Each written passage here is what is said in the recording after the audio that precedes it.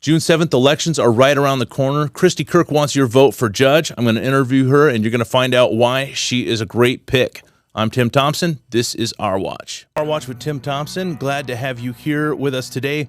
We joined together here today with a candidate for judge right here in Riverside County, California, Kristi Kirk. Kristi, welcome to the program. Thank you so much for giving me this opportunity. Oh, yeah, we're happy to have you on and excited to get to know you a little bit more. You know, when we look at who's running for judge, that's one of the things, because a lot of people come to me, hey, Pastor Tim, who are you voting for? Who should we vote for? And almost always people don't know who the judge candidates are. That's been the number one thing that we've actually ran into going through this process, is that nobody ever has put themselves out in the community to show, that they're running for judge and to show who they are as a person and why they're qualified. And so it's been really exciting to be a part of this change and to show people that the judges matter. I think now more so than ever. Right. Yeah. They definitely matter. And I think another thing we're finding right now is voters have become more informed now more than ever. Voters are more interested in what they're about to vote for, and they want to know. They want to make sure that we have the right people in there. And we live in Riverside County, which is a great county to live in here in California, and it's because of a lot of the people we have in elected, our elected officials, and you work for one of them. You work for Mike Hester, the DA, and tell me a little bit about your job right now. What do you do? So I have worked for the District Attorney's Office in Riverside County going on 17 years. I was hired back in 2005 by Grover Trask and have gone through many different changes of the District Attorney, but have had the honor of working for Mike, since he was elected. I was hired for the desert area, and my whole career has been in the desert area. And right now I'm assigned to prosecute the worst of the worst. I'm in the homicide unit. I'm actually in trial right now in a special circumstance homicide.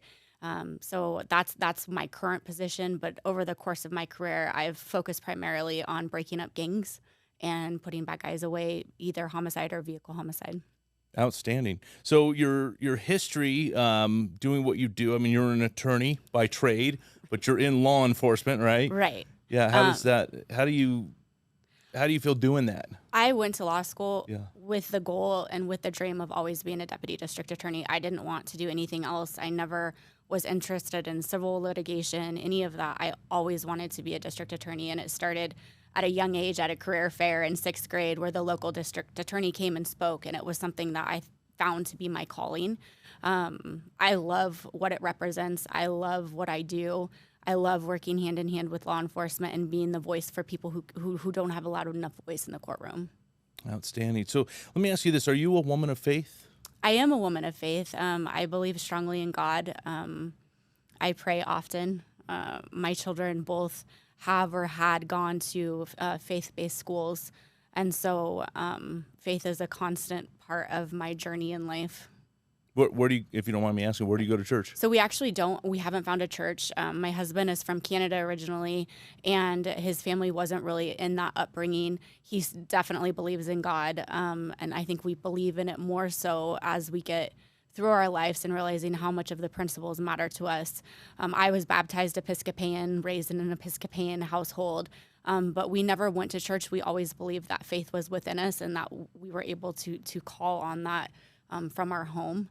But my children both, we have a 4-year-old Hazel, and her nickname is Hurricane Hazel because she is a beautiful disaster of life. Constantly reminds me on a daily basis grace and strength. She goes to a Christian preschool and has Jesus in her heart every day, constantly reminds her brother, who sometimes loses his path as a 9-year-old, about Jesus. But Hayden went to Desert Christian and goes to Palm Desert Charter, but also goes to Hope Church as part of the curriculum. So our children are being brought up in that household. Awesome.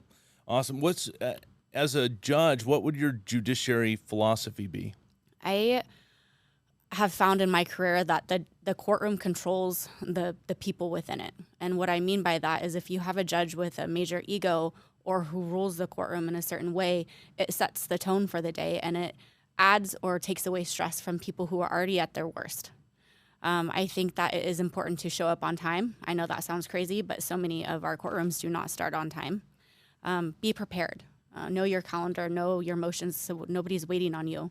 Because again, this is stressful and everybody's there not really wanting to be there. Right. And to be kind but firm and let them know that they're heard, but make the right calls and stand by them and not to be afraid to make a decision. Yeah, I like what you said about knowing that they don't want to be there. And I think having compassion on people that are going through this process is important. No matter what court you're in, no matter if you're in criminal court, no matter if you're in civil court, family law, even speeding tickets, everybody is experiencing a bad moment in life. And there's no reason that the judge should make that moment worse. We should have compassion and have an open mind. And at the end of the day, you may not agree with my rulings, but I will always be with an open heart, and I will listen and be fair. So let me ask you how and I appreciate that. I want, that's what we want. We just want things to be fair, right? Right. How has your experience as an attorney prepared you for the role of being a judge? I think so many people often think that a district attorney only puts bad guys away, and that our only mission is to go to court and get the win. But in order to be a well-rounded deputy district attorney, you have to go through many different units in the office. And one of the units that I've gone through is filing, where you look at the cases and at a very basic level determine if there is enough to file. And what that means is there enough beyond a reasonable doubt to prosecute this case? And there's a lot of cases, a number of cases that don't have that. And you are the person who has to tell the victims, the business owners, anyone involved, that there just isn't enough. That's step one in preparing to be a fair judicial officer, because I don't just get to pick my cases. I have to evaluate if there's enough.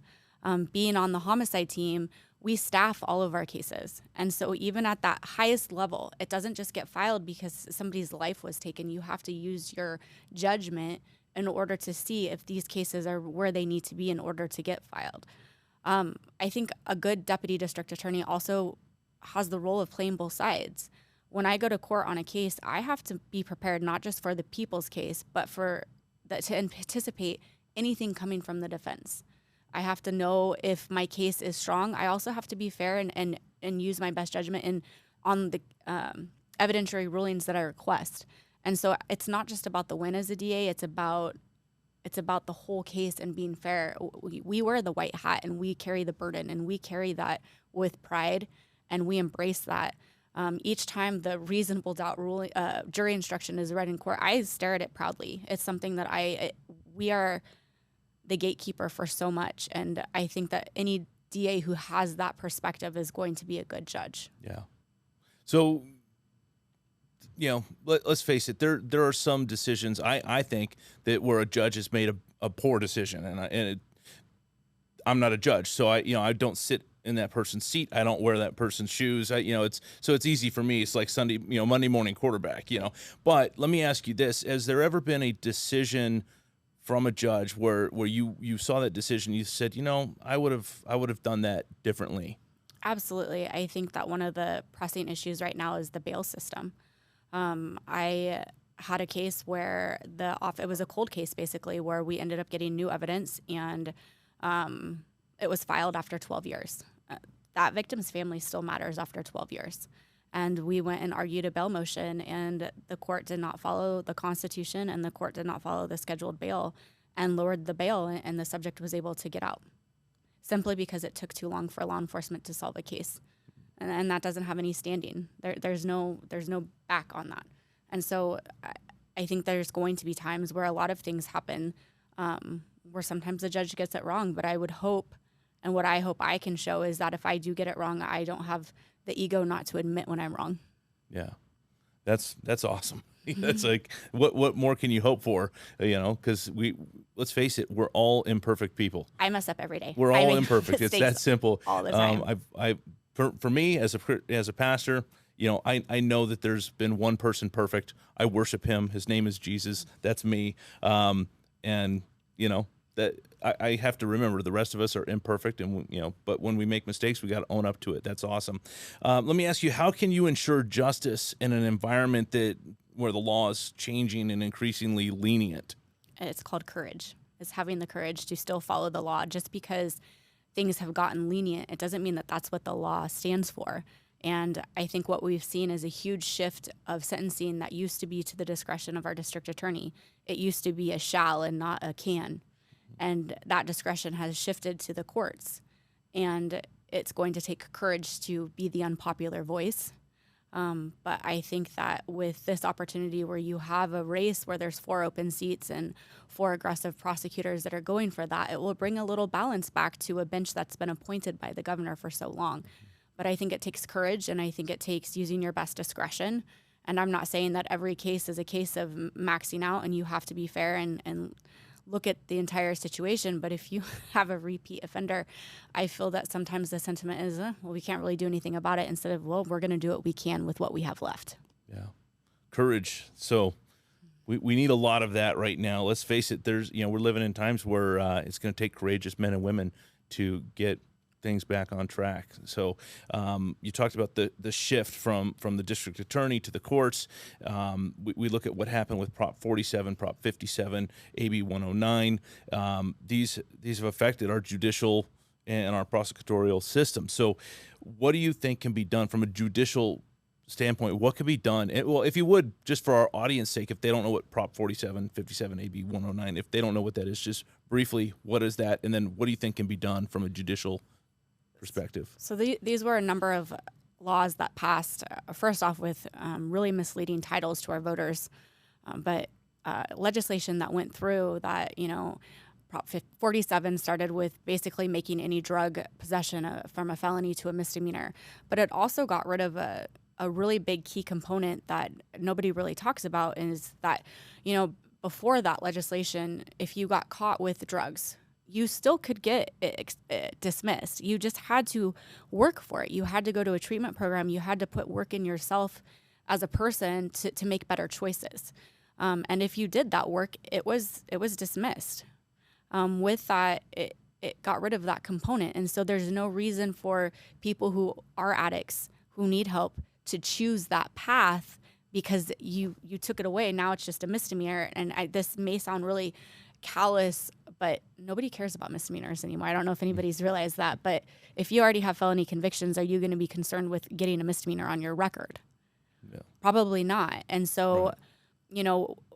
You take it a step further, drug use leads to bigger and worse things because of what it does to your body and what it does to your mind. And so taking away the component of rehabilitation in a world that everybody wants rehabilitation seems counterintuitive.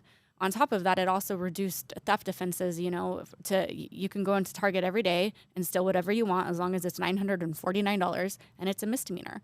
And while that seems like, okay, it's just theft, but that puts burdens on our businesses. It puts burdens on the rest of the community who have to see this happening. I've been in Target before where the loss prevention officer was trying to stop this person, and it got physical in front of my children. And I'm at Target, picking up household stuff. It just creates an environment now where it's not safe to even go to Target with your kids shopping because people know they can just come in and out and there's no repercussions for it other than a misdemeanor conviction. You then move into Prop 57, and we have this early release program in California now where what was supposed to be the worst of the worst still stayed in. I think as a prosecutor, it's not true. And it doesn't take into effect a person's criminal history. And again, we're facing these people getting released early, and the core component of what the system should still think of, accountability, is going out the window. And then you move into AB 109. My husband's a probation officer, and he's an armed probation officer. And what used to be the role of, teams and parole officers who were specifically trained has fallen to our county probation officer to go out and keep our streets safe. They don't partner up. They go out by themselves, and it's a safety issue.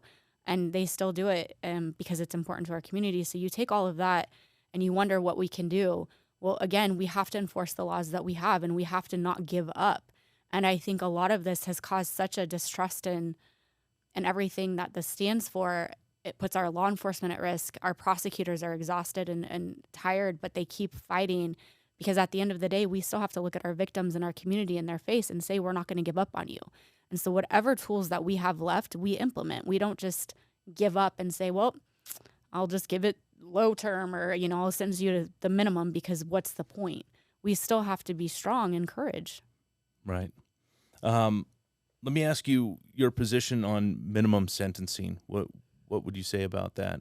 I think that just the broad issue of minimum sentencing, you can't really answer in a vacuum, right? If you have a first-time offender who has made his first mistake, part of being a judge is looking into why and coming up with a sentence that matches that person.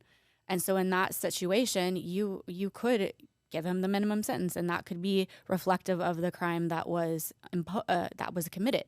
But if you have a repeat, I mean, the third strikes law was there for a reason, and even that has been eroded over time.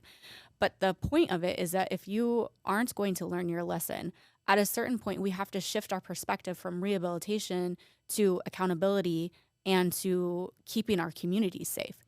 And so there's absolutely going to be times where the minimum sentence should never be considered. Right. Let me ask you this about sentencing. So would you support a system where sentencing decisions were reported into, the local newspaper, and then also including the name of the judge? 100%. I don't think as a judicial officer you should be able to hide your decisions. I think that part of it, again, is courage. If you're going to have a decision and you're going to make that decision, then you have to have the courage to stand behind it. And if you're wrong, admit that you were wrong. Even if it's not able to change what happened, reflection always is good. And I think that it's part of a check and balances system. I mean, everything else is in the media. Every other mistake that anybody else is in the media. Why would our justice system not be a part of that? Right. When we look at our justice system right now, I think across the board, everybody has opinions on it. I think all of us see need for change. What do you think the biggest change is that's needed today in our justice system? I think that you're looking at 4 candidates that are trying to make that. I think that, I'll be honest, I always have dreamed of being a judge. It's always been something that my dad and I would talk about when I started this career as a deputy district attorney. I will also be the first to admit that I gave up on that dream. I gave up on becoming a judge because I saw so many amazing prosecutors who tried to be appointed that were passed over because of the cases that they tried, or their aggressiveness, or just simply the fact that they were a prosecutor. And I started to realize that public safety, which I believe it doesn't fall on any party line. It shouldn't matter if you're a Democrat or a Republican or anything. It should just matter that you want to keep our community safe to enjoy, was something different than that. And this is a nonpartisan race, and we're not able to comment on what political party we are or what our beliefs are on issues. What's interesting is that each time the governor appoints a judicial candidate on his website, he gets to say what political party that person is. And so I think in a system that is supposed to be fair and is supposed to be impartial, when we don't have positions that come up where people can run and it's only an appointment process, I have a hard time understanding how it's then not a political appointment, and how it's impartial. And so I think that what we're just simply trying to do is bring our perspective to the bench, show that district attorneys can make great judges and can be fair and impartial. And there's been so many judges that have been district attorneys that are fair and impartial and do a great job. And just because we're aggressive prosecutors doesn't mean that we're going to be terrible judges. And I think that this has been an amazing opportunity to show the public who we are. Yeah. I think when we look at what's going on, like I said, voters are informed. They're especially the ones that really see what's going on in our country right now. They're educating themselves. They want to vote right. I think there's a good probability that you're going to get elected. So that being said, let me ask you, how are you going to balance out being an independent judge and an elected official? I think that being an elected official and knowing that each 6 years you are going to have to present yourself to the public guides you in your decision to, if you're doing your job right as a judge, you really shouldn't have any problems there. You should be able to, have a respectful courtroom where everybody feels heard, where you take on the tough choices, but you're not afraid to make a decision. I think sometimes the judges are afraid to make a decision, and that is, just to keep the waters calm. I think that in 6 years, if, I am challenged, it's because it's based off of how proud I am in my courtroom and how I have stayed true to my belief system, holding people accountable, but always doing it at the highest ethical standards. And so at this point, I welcome every 6 years. I welcome every 6 years for the public to look and look at any opponents and see if they're making the best decision for who they want in that position. But I think that I'm not going to change my viewpoints or change how I feel a courtroom should be run simply because I want to get elected in 6 years. That's not how any position. And I think Mr. Hestron has said the same thing. Like every 4 years, he wants that check, and any elected official should want that check. You shouldn't just hope that you go quietly into the election. You should want to be proud of your what you are and who you stand for. Right. So you bring up Mr. Hestron. We look at what's gone on in L.A. You compare L.A. to Riverside County. We live in Riverside County. I can't tell you how grateful I am to live in this county and to be able to have my family here in this county. There's a drastic difference between how the law is enforced in LA and compared to how it is here in Riverside County. And as a deputy district attorney, can you speak to that? What's your experience here? I can say that enforced is the perfect word to use, because a district attorney's job should only be to apply the law as written, not as how they wish it were. And I think that putting those prosecutors in that position in Los Angeles, telling them that they're not allowed to follow the law, the black letter law, is so devastating, and it takes away so much from the integrity of the office. We have an office of close to 300 attorneys, 260 attorneys, and each person brings in a special, unique life experience into the office. But I can tell you one thing, I don't think there's ever been a time where if a district attorney looks at something, reads the law, and says, look, I can't do this because I don't ethically support it, there will ever be a time where our district attorney hasn't said, okay, like, let's talk about it and let's see, what the situation is. But it's our choice, not his. And so for a elected official to come into an office and say, we're not going to hold anybody accountable. Well, now you see what's happening in Los Angeles. Nobody's being held accountable. All of the criminals are like, sweet, like nobody's going to hold us accountable. And you're seeing a skyrocket of public safety issues that are filling across the entire county. And then you come to Riverside County, where we still very much believe in accountability, but also balance that with, special programs. We have a mental health court because mental health is an issue. We have a homeless court. We have a veterans court. We have other things that it's not just like lock you up and throw away the key. We have to be, as a community, addressing these issues that are going to solve, or not solve, that's a really strong word, but to address a lot of issues that, drug use and homelessness probably go hand in hand, just like mental health. We have to be creative and move along with the times, but hold people accountable. If you broadcast you're not going to hold people accountable, then you're going to see what's happening in LA. Right. So I got one final question for you. You've got 3 other people that are running alongside you, not for the same spot. Obviously, there's 4 open seats. There's 4 of you that are kind of running as a slate right now. You're a team, and we're going to have them on this show over the next couple of days.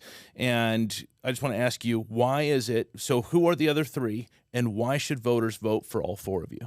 So the slate was the strongest way we could approach this. It's a countywide election, so voters in Riverside County get to vote for all 4 of us. The other attorneys that are on that slate that are supported by Chad Bianco, that are supported by Mike Hestron and almost all the local law enforcement agencies, is Natalie Lowe, Jay Keel, and Jason Stone. They're all running for separate seats. We're running together because we all share the same belief systems.